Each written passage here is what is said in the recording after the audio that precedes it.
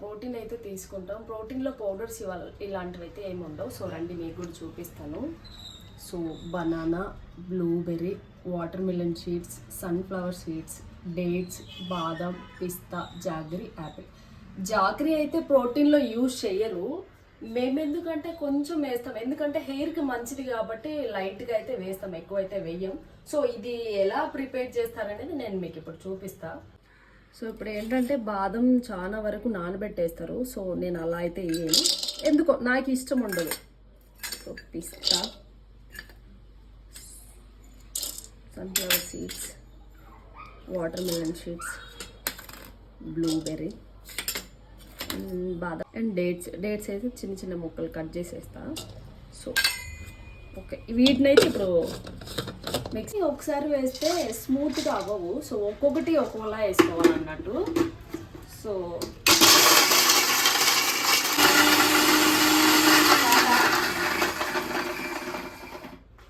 అయితే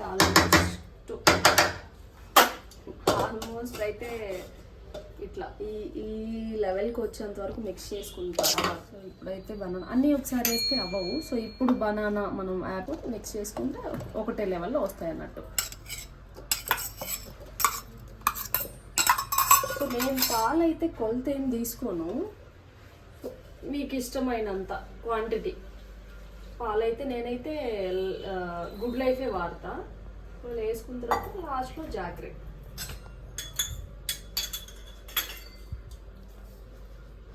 so good life అయితే నేను డైలీ యూజ్ చేస్తా. సో అంతే, ఇంక లాస్ట్ అయితే మన ప్రోటీన్. ఫైనల్గా అయితే ప్రోటీన్ రెడీ అయిపోయింది. చూద్దానండి,